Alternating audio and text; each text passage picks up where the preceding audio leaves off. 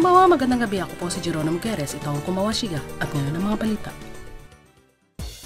Ginanap noong ika-4 nitong buwan sa Prefectural Office ang pagpupugay para sa manlalarong si Ginoong Ryoya Yamamoto na napili upang maging kanatawan ng Japan para sa London Olympic Marathon ngayong tag-init. Si Ginoong Ryoya Yamamoto, 27 taong gulang, ay naninirahan sa lungsod ng Moriyama. Siya ang naging kampiyon sa ginanap na Biwako Mainichi Marathon noong nakarang buwan at napili bilang kinatawan ng Japan para sa London Olympic Marathon ngayong tag-init. Sa ginanap na pagpupugay sa Prefectural Office, sinabi at hinikayat ni Gobernador Akada na mangyaring ang pagsasanay sa lawa ng Biwa ay gawin ang pinakamahusay na pagganap upang maipakita ang lakas sa pagtakbo. Bilang kasagutan, si Ginoong Yamamoto ay nagpahayag at nanumpa na kanyang pagbubutihin at gagawin ang pinakamahusay na pagganap sa pagtakbo, hindi lamang bilang kinatawan ng Japan sa araw na iyon, kundi unang-una bilang kinatawan na lalawigan ng Shiga.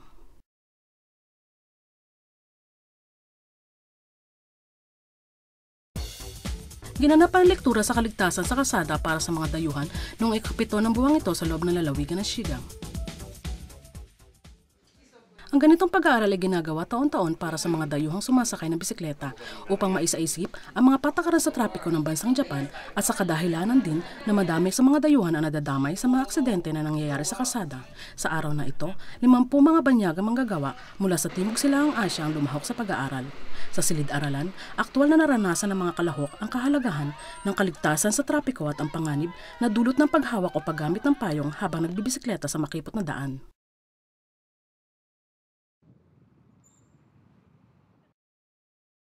Sa pagsakay ng bisikleta, gamitin ang kaliwang bahagi ng kalsada kung saan pareho ang direksyon sa mga sasakyan at kung sa gabi naman ay gumamit ng ilaw. Gayun din, marami pa din na nakikita kong gumagawa nito. Ang pagsakay sa bisikleta na higit sa isang tao ay mahigpit na pinagbabawal. Paunawa, buhat sa lalawigan ng Shiga. Nawala ng trabaho at nais muling maghanap buhay, hindi alam ang mga sistema ng employment insurance at iba pa. Ang Support Center for Job Seekers in Shiga Prefecture ay tumutulong para sa mga naghahanap ng trabaho at tumatanggap din ng mga konsultasyon para sa mga humihingi ng payo ukol sa trabaho at pang-araw-araw na kabuhayan. Sa karagdagan, dito ay maaari kang maghanap ng ibang trabaho sa parehong paraan katulad ng Hello Work. Maaaring kumonsulta sa wikang Hapon, Portuguese, Spanish at Tagalog, Lunes hanggang Biyernes mula 8:30 ng umaga hanggang 5 ng hapon. Makakaasa kayo na ang lahat ng konsultasyon ay confidential at libre. Ang center ay nasa ika-5 palapag ng Shiga Building, harap ng JR Otsu Station. Maaari din kumonsulta sa telepono. Ang numero ng telepono ay 077-521-5421. Ang aming tanggapan ay nagbibigay at nagpapakilala ng mga lugar at organisasyon kung saan maaaring malutas ang iyong mga dinadalang suliranin.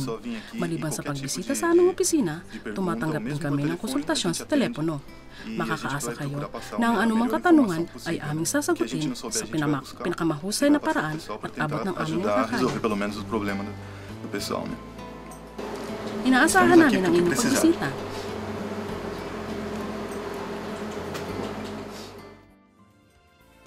Sa susunod na linggo ay aming ipakikilala si Ginoong Omari Abdallah Muandwara na isang pintor na nagmula sa bansang Tanzania. Hanggang susunod na linggo, sayonara, paalam!